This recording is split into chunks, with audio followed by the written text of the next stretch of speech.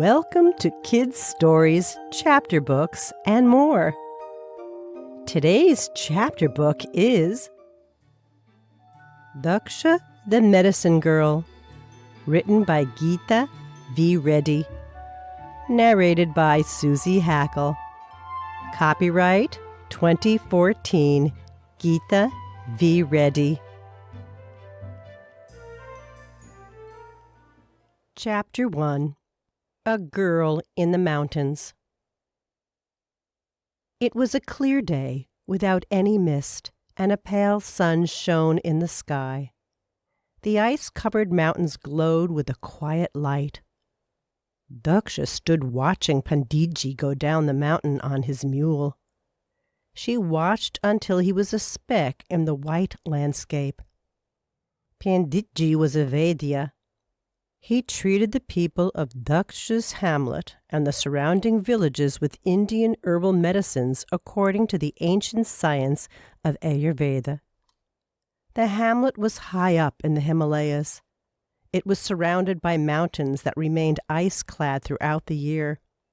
The nearest village was a good 2-day mule ride away. During the winter months, the route was frequently impassable. 3 or 4 days of heavy snowfall were enough to block the narrow path and cut the hamlet from the rest of the world.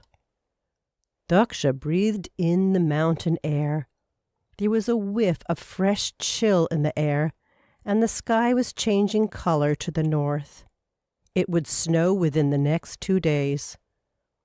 "What will you make of it?" she asked the weak old lamb cradled in her arms. "You will have to stay indoors. Will you miss the valley?" The lamb rubbed his head against Daksha. "You will be just fine," Daksha said. "We're moving into Panditji's house. It's warmer than ours." Chapter 2. The Winter Months. Panditji's house was the biggest in the hamlet. It was made of wood, stone, and mud bricks, and plastered with clay. It was the only house having 2 floors. Daksha would be living here during the harsh winter months. She had moved in her 3 goats, 2 lambs, and 2 sheep. They were in the large room which opened to the back of the house, along with Panditji's animals. The next room had enough fodder for the winter. A 3rd room had a covered well with a pump. A wooden staircase led to the upper rooms. Panditji's store of herbs, the pestles, the thick-bottomed vessels for preparing the curing mixtures, etc., were in one of these rooms. During the coming months, Daksha would pound the herbs and complete other tasks he wanted her to do. He had left a store of winter vegetables and roasted grain, safe from the coming frost. There was also enough flour and salt and marinated pickles. She had coarse wool to knit socks and caps, which would fetch some money and also keep her busy. Every winter, more than half the inhabitants left the hamlet. Life was difficult with the houses getting snowed in. There was no work to be had. They could not cultivate their small fields, and they were too remote to be on the tourist map. Some men left to work as porters and some as shop helpers. Old people, women, and children who had relatives in the plains or less remote areas willing to take them in also left. Daksha stood in the center of the room, listening to the silence. A week ago, the hamlet had been a hive of activity. Everybody had been busy working and helping one another. Those who were leaving made sure that their houses would withstand the snowfall. They reinforced the supports and closed the cracks. As they carried most of the grain in their clothing with them, nothing much remained in their houses. Sometimes they took the sheep and goats along. Otherwise, one person stayed back for the animals. People like Daksha, who could not leave, were busy preparing for the coming long winter. They harvested vegetables like carrots and cabbages from the scanty fields and roasted millets on a huge earthen stove, common to the village, and stored them in earthen jars. Until last year, Panditji had stayed in the village during winters. Daksha had spent the days in his house, helping with the pounding and sieving of dry herbs, boiling leaves and roots, and making decoctions that soothed fever and cough, and many other ailments. She liked it when she worked there. Panditji was old, and as the years went by, he found the winters increasingly harsh. This year he had gone to the plains to spend the winter with his nephew. Instead of moving his medicine chests and the various instruments to Daksha's house, they decided it was better for Daksha and her animals to move into Panditji's house. Chapter 3. 2 Injured Men. 5 years ago, landslides followed by flash floods had swept away half the village. Daksha lost her parents and brothers. She was then 7, but like all mountain people, no stranger to danger and calamity. The surviving villagers helped one another to rebuild, and life went on. During the summer months, like the other children in the hamlet, Daksha took the goats and sheep to graze on the mountainside. She also gathered herbs for Panditji. The hamlet was a cluster of houses set close to one another, sometimes sharing a common wall. This was also true of the people who were bound by close ties. They worked together and helped one another. Daksha missed her family, but she was not an orphan. A week after Panditji left, the hamlet had its first big snowfall. Those left in the village cleared the snow from the paths that led to each other's houses. Within a few weeks, the snow was over 6 feet deep.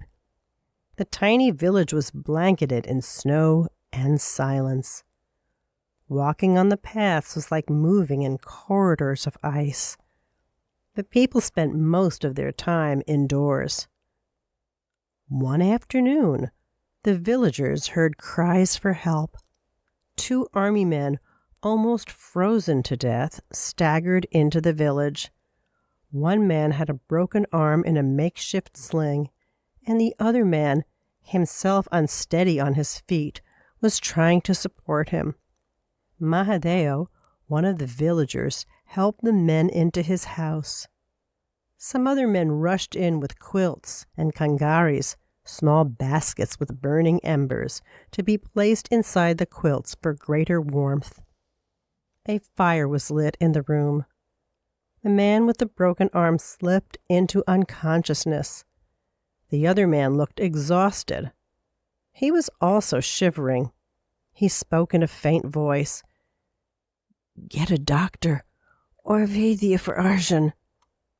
The villagers looked at one another helplessly. They knew Arjun needed medical help. He had a blue look around his mouth. But Panditji had left the village. Without a word, Daksha went to Arjun. She placed her palm against his forehead, checked his pulse, and observed his breathing. She told Mahadeo's wife to boil water. She would get medicines from Panditji's house. She added some herbs to the boiling water and placed the steaming bowl beside Arjun. She told Mahadeo to rub the medicated oil on Arjun's temples, palms, and chest. She got the other villagers to help. They supported the unconscious man, and she carefully put drops of medicine into his mouth. Chapter 4. No Help. Arjun's companion was in another room. Mahadeo gave him the decoction Daksha had prepared to ward off the chill. An hour later, he was able to speak. He said, "I'm Subedar Hamid. We were taking supplies to our troops when our truck skidded and rolled down several feet. I jumped out, but Arjun was at the wheel. He tried to control the truck. When it overturned, he fell out of the truck and hit a rock. He injured his head and his arm. The truck came to rest about 20 kilometers above your village. It was damaged and the radio smashed. We couldn't contact our base. Arjun kept insisting that I should leave him and go for help. He did not want to slow me down. I decided we would climb down until we came to a cave or some shelter. I would leave him there and get help. How did you find our village? We were lucky. The snow and Arjun's injury made it difficult to climb down. We barely avoided plunging down the mountain. We did not spot your village until we were in it because of the huge piles of snow around it. What village is this? Parbat Devi. Is there a vaidya or doctor hereabouts? Arjun's arm has to be set. We have a vaidya, Panditji, but he has gone down to the plains for the winter. Who gave this medicine? I'm feeling better already. Mahadeo brought Daksha forward. Daksha helps Panditji, and she has learned a lot from him. Subedar Hamid looked worried. What about Arjun's arm? Can we take him down to some other village? No, the village is snowed in. The only way out of the village is by the way you came in, that is, to go up the mountain. There is no village higher than this, except for an army checkpost. You can't climb to it in this weather. The path is steep. You'll be buried under the snow in no time. What can be done? Arjun's arm is swollen. He may have broken some bones. He had also hit his head, said Subedar Hamid, looking very troubled. We can't do anything for at least 2 months until the thaw sets in, Mahadeo said, and the others nodded. Arjun regained consciousness but seemed dazed. Subedar Hamid was immediately at his side. Mahadeo helped him drink the decoction. Mahadeo's wife, Sarsati, remembered something. Daksha, you set your goat's leg when it fell off the cliff, didn't you? Daksha nodded. Mahadeo asked, Can you set Arjun's arm? What? This girl will set his arm? No, Subedar Hamid said, shocked. There should be some other solution. The villagers again shook their heads. Mahadeo explained, We're a small hamlet of 30 families. Some of us leave in winter because the village gets snowed in. If Daksha can do something for Arjun, he will be lucky. Everyone looked at Daksha, waiting for her to speak. She said in her soft voice, Herbal bandage will bring down the swelling and reduce the pain by tomorrow. I'll examine the arm and decide whether I can set it. For now, I'll bandage it loosely with some splints to prevent more damage. We'll cushion his arm so that he doesn't move it in his sleep. Daksha took some ground herbs and wrapped them in a thin cloth and warmed them over the embers of the kangari. She carefully bandaged the arm with 2 wooden splints for support, cleaned the cut on his forehead, and applied a paste. She asked him whether his head hurt and if he felt strange or nauseous. Subedar watched the tall, slim girl, barely into her teens, go about the job calmly. He noted the clear gray eyes and the steady hands and felt hopeful that she might be able to help Arjun. Except for Daksha, the others went home. It was snowing again. Sarsati sat up with Daksha beside the sleeping man. Subedar Hamid slept comfortably, but Arjun was restless. Every now and then he woke up. Twice during the night, Daksha gave him some milk with herbal medicine. It was a mild sedative. By the early hours of the morning, he was in a deep sleep. Chapter 5. The Medicine. The next day, Arjun had a mild headache. His fever had come down. The arm was still painful, but the swelling had reduced. Daksha examined the arm and shoulder. She took a long time and asked Arjun many questions. She asked a child to take off his shirt and sit in front of her. She slowly moved the child's arm and looked at the interplay of the bones and the muscles. The village had assembled around them, but nobody spoke a word. They watched silently. Finally, she said, "The bone in the arm is broken and is out of line. Because of this, the shoulder has been dislocated. If the arm is set properly, the dislocated bone should slip back. Otherwise, after the arm heals, massage and exercise will set it right." Daksha carefully aligned the bones and set the arm. She packed it in an herbal paste and bandaged it. She also made a sling for Arjun. Subedar Hamid and Arjun ended up staying in the village for the next 2 months. The snowfall was very heavy that year. Hamid and Arjun, with one arm, joined the villagers in shoveling out huge quantities of snow. They became a part of the village, helping with chores and chatting around the common fire. Subedar Hamid took over the care of Panditji's and Daksha's animals. Daksha slowly got over her shyness and listened while he told her about his daughters, Shabana and Farzana.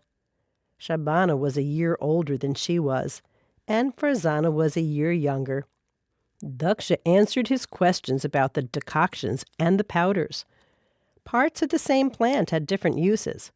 Often only some parts of a plant were used, like the bark or the inside of a root. Different methods were used to prepare the medicines. For cold decoctions, the herb was crushed and left in water, while some decoctions needed boiling in water or oil. "How do you remember all this?" Subedar Hamid asked. It never ceased to surprise him that an illiterate mountain girl who had never left her village could be so knowledgeable about medicine. Daksha only smiled and said, "It's easy. I've been helping Panditji." Subedar Hamid couldn't get much out of her. She was not very talkative. Perhaps living among the lonely mountains and growing up without brothers and sisters had made her like that. Arjun's arm was healing. The swelling had come down, and there was no pain. It was only a matter of time before the broken bones healed. He and Hamid were grateful to Daksha, and also very curious about her. Saraswati told them about Daksha. She was not like the other children. She never had much to say. During summer, the children went into the valley to put the animals to graze. They played games and had fun. But Daksha was likely to drift away to some secluded part by herself, or she would watch the animals frolicking around. She was especially fond of studying the lambs. Very often she'd hold a lamb in her lap and hand-feed it. While it nibbled at the grass, she'd trace its bones with her hand. She was always curious to know the bone structure of animals. The way the lambs moved, the play of muscle and bone fascinated her. She moved her own slim hands and arms and tried to imagine the way the bones meshed. Her other passion was gathering herbs for Panditji. Since a few years ago, Panditji found it difficult to gather leaves and roots from the bushes in the valley. He would slowly go a little way down into the valley, locate whatever he wanted, and call out to some passer-by to help him. Mostly it was the children. The other children did not have the patience to look for what he wanted. One boy even liked to tease him and gave him the wrong leaves again and again. But Daksha loved to locate the plants and pick them. She willingly went into the thickest of bushes and endured scratches to get the herbs. Slowly, she became his assistant and helped with grinding, mixing, and boiling the herbs and roots. Panditji's wife was no more, and his children were away in Dehradun. He liked having Daksha around and fell into the habit of telling her about the medicines and how to use them. Within 2 years, she didn't need him to tell her what was required from the valley. She went alone and got all the medicinal plants he wanted. She had a keen eye and a sense of smell. If she came across some new plant, she went back and described it to Panditji. He told her what it was and whether it had any uses. The seasons changed, and the snow thawed. Arjun's arm had healed. It was still a little stiff, but he had complete faith in the medicated oil and herbal powder Daksha had given him to use for another month. Subedar Hamid and Arjun left the village to return to their army post. Panditji and the other villagers came back to the village. The snow melted, and the valley filled with fresh leaves and flowers. Chapter 6. A Strange Letter. Panditji was astonished to learn that Daksha had treated the army men. He did not know she had learnt so much while working with him. When he told Mahadeo and the others, "I couldn't have done better," Daksha glowed with pride. 3 months later, the village gathered at Panditji's house to witness something unusual. The postman had come up to their village. He had never done that before. He usually gave the letters to Mangru from the village, who had a shop on the lower slopes. This letter was different, he said. It was a registered letter from the government. It had to be delivered against acknowledgement. The letter was in English, and it was for Daksha. The postman took a long time to read it, not because it was lengthy, but because he could not understand what it said. It took him longer to make the villagers understand what it was about. He said, "They want to take Daksha." "Who wants to take Daksha?" "Army." "Why? What has she done?" Panditji asked. "They say they'll put her in the army school." "Army school? Will they make her a soldier?" Saraswati asked. Daksha started trembling. She didn't want to become a soldier. It was all very confusing. None of them could read the letter except the postman, and he insisted that the letter said the army would take Daksha and put her in the army school. There was hardly any work done in the village that day. Everyone took the letter, turned it this way and that way, and tried to make some sense out of it. The mystery was solved 2 days later when Subedar Hamid came to the village. He said, "The army has a welfare association run by the army wives. They want to help Daksha by giving her an education. They will look after all her expenses. Our entire unit is very impressed with Daksha's skill. We feel she should have the best opportunities. Daksha can stay in the hostel or with my family. My daughters are about her age. They are eager to meet her." Daksha did not want to go. She was a shy girl and did not mingle easily with people. She was closer to the mountains and the deodar trees and spent hours sitting among them. The thought of leaving her familiar surroundings and going to live among strangers frightened her. Panditji and Subedar Hamid gently convinced her. When she told Panditji she wanted to stay back and help him, he said, "You have done so much work during the winter that I do not need to prepare any more medicines for some time. I will wait for you to come home during the holidays and help me." She finally agreed when Subedar Hamid said, "Daksha, any time you want to come back, tell me. I'll bring you back myself. Don't think you will be among strangers. Everyone in the army unit knows about you and is looking forward to having you there. You will be part of a big, loving family." Chapter 7. Leaving Home. Daksha found it difficult to leave her animals, especially the lambs. Saraswati promised to look after them like her own children. Yet when Daksha left the animals in Mahadeo's enclosure, she was tearful. There were many more farewells to be taken. There was the old tree with its wide trunk and broad branches. The tree had withstood the flash floods in which Daksha's parents had been carried away. Mahadev had climbed the tree and pulled up his daughter and Daksha. Her parents had been away from home. To Daksha, the tree was almost human. She could speak to him about her brother, Raja. Raja had climbed the tree, but had got down to bring Daksha her small rag doll. He didn't get far. The water suddenly rushed into the village, carrying away people, animals, cots, trees, in fact, anything that was weaker than their force.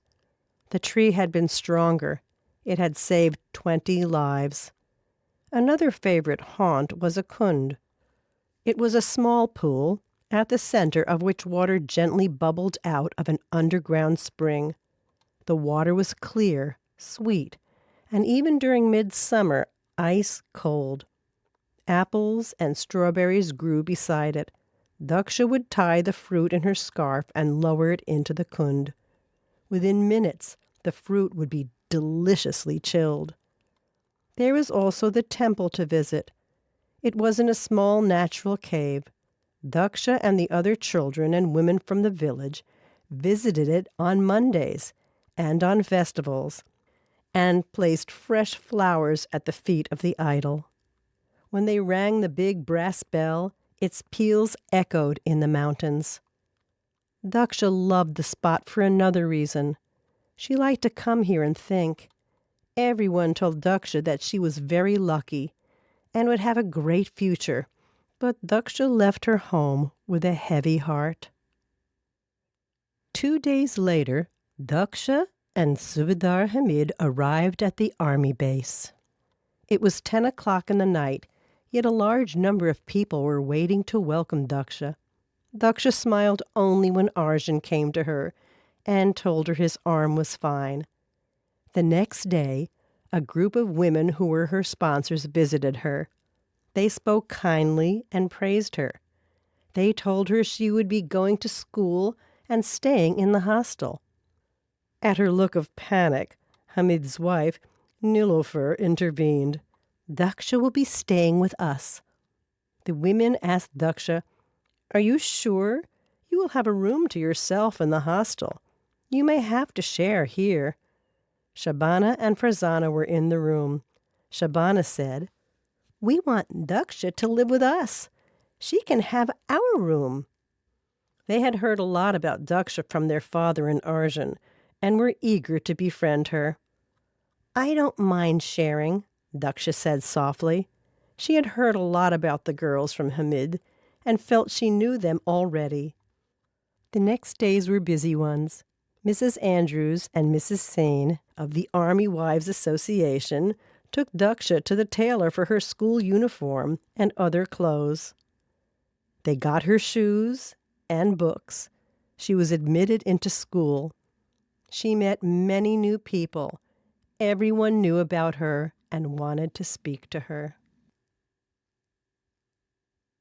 Chapter 8. Unhappy.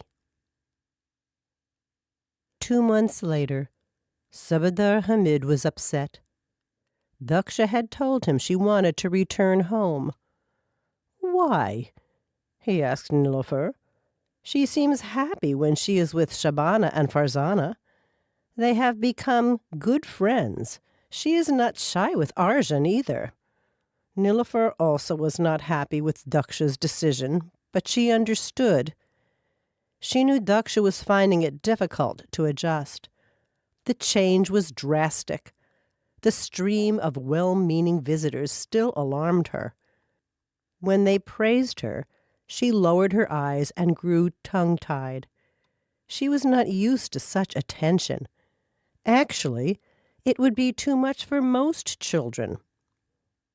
She told Farzana that school scares her. She does not like the big stone building and the noise during recess, Nilofer said. She isn't used to crowds and noise. Her small village is surrounded by towering mountains. There is space and silence. I promised I'll take her back, but I wish I could convince her to stay. She will not get another opportunity for studying." "Why don't you take her to see Dr. Himalada?" Major Dr. Himalada was one of the doctors at the army hospital. Nilofer thought very highly of her. Daksha knew she was making everyone unhappy.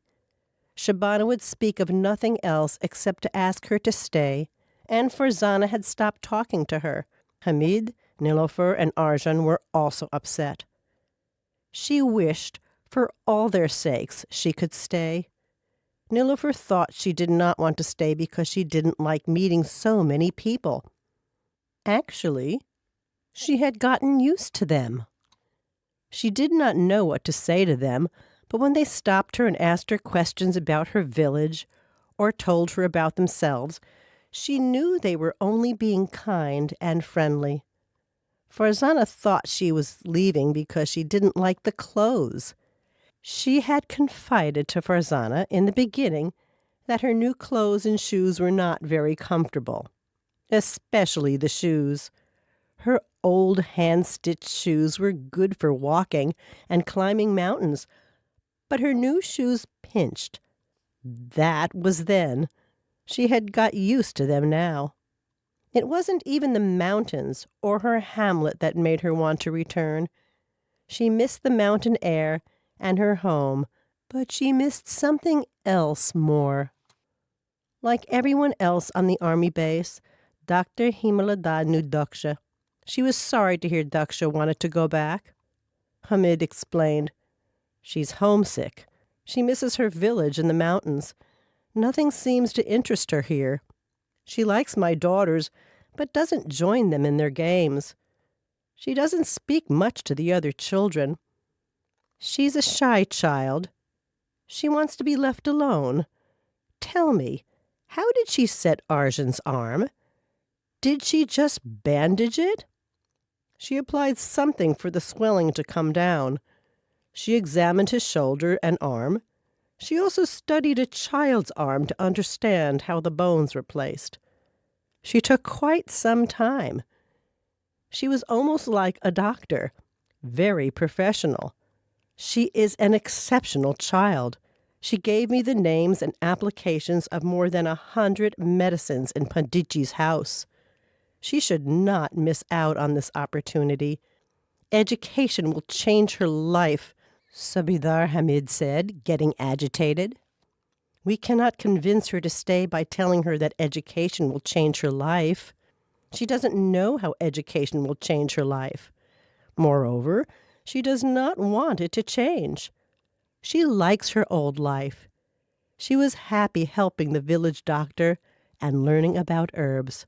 Dr. Himalada paused, thinking hard. "I have a plan. Bring Daksha to the hospital tomorrow and take her to the birdhouse in the garden." Chapter 9. A Doctor's Cure. Daksha was enchanted with the birds. Some of the birds were the same as the ones in the valley near her village. She did not hear Dr. Himalada come in. Dr. Himalada opened one of the cages and took out a pigeon. Its foot was bandaged, and one of its wings hung awkwardly. It was taped. Subedar Hamid asked, "What's wrong with the bird?" "The gardener brought it in yesterday. He found it under a tree. I think it got entangled in a sharp wire somewhere." "What are you doing?" "Checking it. The keeper told me the bird had an uneasy night. I hope it doesn't have a relapse. Of late, many birds are falling ill and dying. I want to give this one some preventive medicine." Just then, a nurse came running in. "Doctor, please come. There's an emergency." Dr. Himalada placed the pigeon into Subedar Hamid's hand and hurried away. Daksha took the bird from him and soothed it. She cradled it for a while and examined it. She told Subedar Hamid, "This bird will get better. There's no fever. Its feathers are not dull. Look at the eye. See how bright it is." Subadar Hamid said, "Daksha, I have some work. You can stay here. I'll be back for you in an hour." Daksha nodded. She continued examining the bird. She was very gentle with it. The bird tried to flutter its injured wing. "You'll be fine," Daksha murmured. She knew about the fevers the doctor spoke. They spread quickly and killed the creatures within hours. Where was the doctor? Another 10 minutes passed. Daksha waited no longer. Cradling the bird, she entered the hospital building. A nurse stationed in the corridor by the doctor came forward. "Do you want to see Dr. Himalayas?" she asked. Daksha followed the nurse through the corridors, getting a glimpse of what was in the rooms. Daksha was so busy looking around, she did not realize the nurse had given her a tour of the hospital. She didn't know that some of the doors had been left open only to interest her. Dr. Himalayas was at the bedside of a woman who had undergone surgery a week ago. Daksha listened as Dr. Himalayas asked the woman questions. She forgot the strangeness of her surroundings. It seemed familiar, like Panditji talking to a patient. The nurse took the bird from Daksha, which did not need any medicine, and Daksha stayed by Dr. Himalayas' side as she visited 3 more patients. Dr. Himalayas asked Daksha, "Do you want to come again?" Daksha nodded happily. Dr. Himalayas arranged for her to come to the hospital for a week. She assigned her to a senior nurse. Daksha came every morning and, the nurse reported, worked like a pro. At the end of the week, Dr. Himalayas spoke to Daksha and explained to her how she could train to become a doctor. She waited for Daksha's answer, hoping that she would agree to continue her studies. She found Daksha was now eager to study. Dr. Himalayas smiled. She had guessed correctly. Daksha had missed assisting Panditji. She had wanted to return to learn more about the herbs and the roots. She would continue her studies for the same reason. It was not easy for Daksha. Everything was new. She had to learn English, but she worked hard and everyone helped. As she got to know more and more people, she liked living on the base. Now and then, Hamid and his family took her to visit her village. Not surprisingly, she grew up to become an orthopedic surgeon. Over the years, she earned fame for her skill on the operating table and for her research on Himalayan medicinal plants. The end. You have been listening to Daksha the Medicine Girl, written by Gita V. Reddy. The short chapter book series introduces children to different genres. It attempts to inculcate the love of reading in all children by encouraging reluctant readers to start reading. The books also help early readers and beginner readers to become advanced readers.